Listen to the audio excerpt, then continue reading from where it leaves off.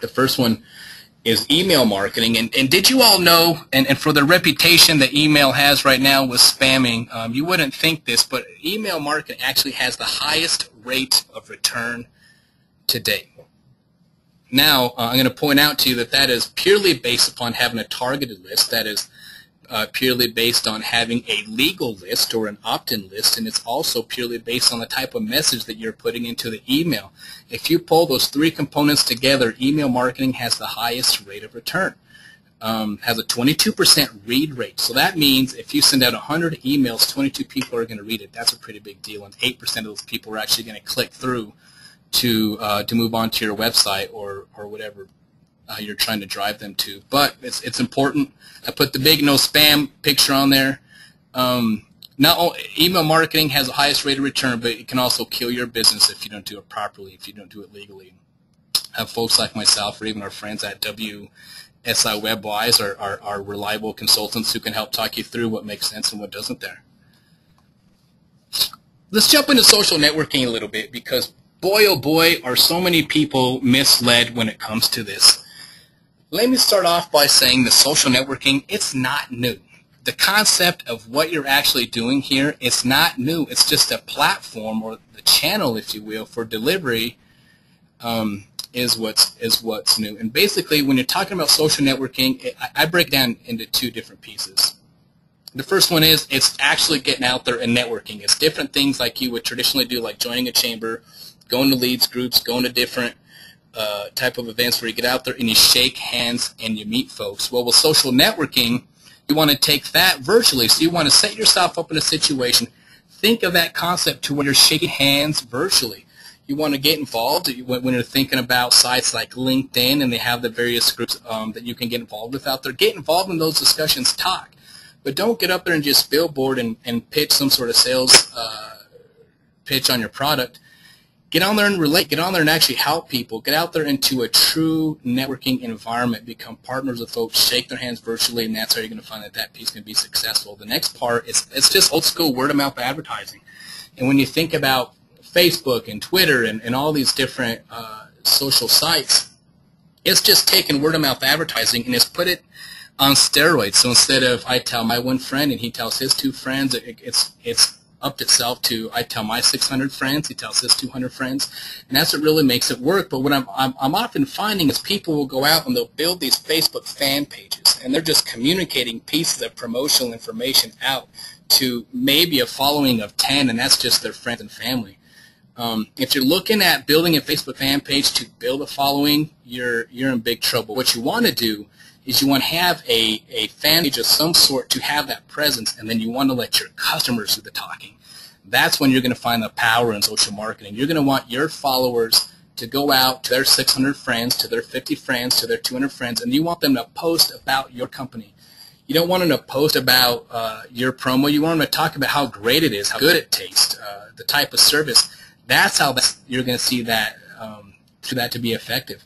If you don't quite have the customer base and trying to get it going, then give your friends or even your one or two customers some sort of incentive to post it. There's ways of tracking if somebody posts and makes a mention about your organization out into the market, giving them an incentive to do it. But absolutely, positively avoid what I call social billboarding, and that's just simply posting some sort of promotion out there. 10% off of my consulting, X, Y, whatever it might be. Don't just post out that. That's junk. Get people out there to talk about you, get the word of mouth going, and that's where you're going to see the power in social. The one thing I'll point out before we move to the next slide is also when you're managing these sort of things, make sure that you're accounting for your costs, because the cost that it takes to manage some sort of social campaign is money. So make sure that you have that set accordingly. The next thing is it's probably a favorite of mine, is educational marketing. And I'm going to speak directly to some of the registrants on this webinar. We have mortgage brokers, we have real estate brokers, we have independent insurance agents. This is where I think you should get down. I think this is also a very a productive way of marketing for a lot of other verticals. But these are the folks that you need to separate. You need to just get out and do an old-fashioned handshake. The chambers and networking groups are great for that, but there's no real way. there's a gazillion of you in the room at the same time, but when you put yourself in an educational marketing, some sort of event, it's just you. You have a way that you can focus on what makes you different. This is a way for you to shake 20 hands in a room, and you're the focus. You're not clouded with other people that are talking to that night. And I believe that's so powerful. But the things that you need to do to make these things successful, put together your event, partner up as appropriate, where you can craft a nice message and deliver it. Give some sort of carrot that'll make somebody show up to your event. Don't give free consulting or stuff like that. Maybe do a wine tasting. Maybe take them bowling. Maybe have some sort of giveaway for attendees. Get something that people actually want that's aside from your business that they can actually capitalize on. That's a carrot. That's going to get people in the door. Then develop some sort of education that is without intentions. Don't get up there and make a pitch on how your products are a product pitch. Get out there and have some sort of business topic, some sort of pain topic that people can really benefit from. And make sure that you're credible. Make sure that you know what you're talking about. Make sure that you're talking about relevant topics. But I really, truly believe, and this is a tactic that we use often, that this is a very, very successful way to make it happen. My whole family is in insurance, and we have grown their businesses hand over fist by doing educational marketing. Okay, now dealing with all the other tactics and just in general, let's talk about the message. And this is the one way that you can shoot yourself in the foot. You know the market, you know where they're at, you've chose the right type of tactic, but then you can be done for if your message isn't appropriate. And part of the problems I think that people are having is they're using too much content. They're trying to be too clever. Get to the point. Keep it simple. Tell your customers what you're trying to accomplish. Make sure you tell them what you want them to do. Do you want them to go to your website? Do you want them to come into your store? Do you want them to come to your educational event? What do you want for them to do? Make sure that that is clearly stated. And more than anything, make sure that you're addressing a pain, some sort of need. If you're in the food industry, a craving, and address it. I have 50 sessions this year with the chiropractor, not because I was in an accident, but because he told me he could help me with my asthma. He hit my pain. I've been struggling with asthma, thousands of dollars later. He made it happen for me. That's what we're talking about. Address some sort of pain, and that's what's going to get people who are being selective, who are still making decisions to purchase in this economy to do business with you and not somebody else because you're dealing with something. And maybe I should say this is more important than anything. Make sure they know how to contact you. I can't believe how many times I've seen different marketing campaigns go out where there's no way to contact their business. Holy moly, you can spend all that money and then you're bumming and you got to do it all over again. So make sure that you don't miss that. So in closing, a few points that we want to leave you with. Make sure that you keep it going. Get out there, market. Don't just do a campaign and hope for your phone to ring. Keep marketing. Then come back, review it, find out what your challenges are, find out what your successes are, and then adjust accordingly so that you can capitalize on what you learned, and then you can go out there and go make it happen. So with that said, we are going to open it up to any questions. And again, in the bottom right-hand corner, there is a questions box that you can type in if you have any questions.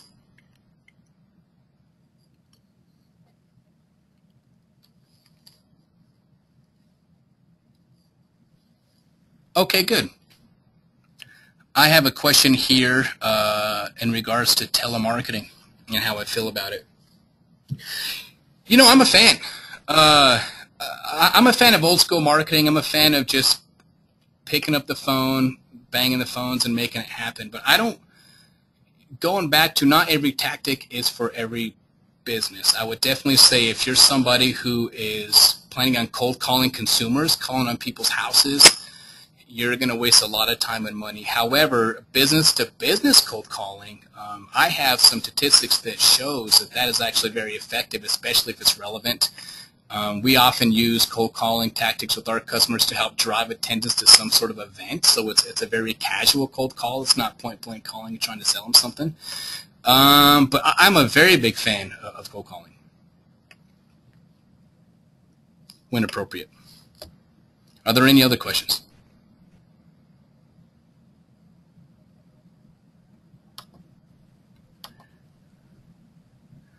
Ooh, text marketing. You know, I would say it's dangerous right now. I think that well, let me say it like this. I believe that's you, Larry. It goes back to how are you doing your text marketing. If you're using text marketing as prospecting your host, I would definitely encourage you not to do it. However, to existing customers, there's two different types of ways you can market. You have marketing for new prospects to get new business, and then marketing to your existing customers. I believe that text marketing can be an efficient way to keep in contact with your customers who would opt in on specials, on different communication that you might give to them, whether it's educational, promotional, what have you. I do see that there's a play where that could be successful, but definitely not for prospecting. I think you would find yourself in trouble. Any other questions?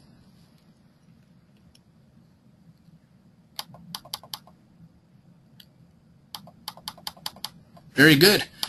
We're going to go ahead and close off our first small business and brown bag webinar. If you have any other questions, there's a lot more fantastic information that you can get at jeffcobrc.org. Denise mentioned all of the fantastic resources they have for small businesses. Or also feel free to call me directly with any questions. My contact information is on the screen now. We'll leave it up for a few moments, but that will also be in our follow-up email that you will receive from us this afternoon. Thanks again for everybody to attend, or thanks for attending. Have a good afternoon.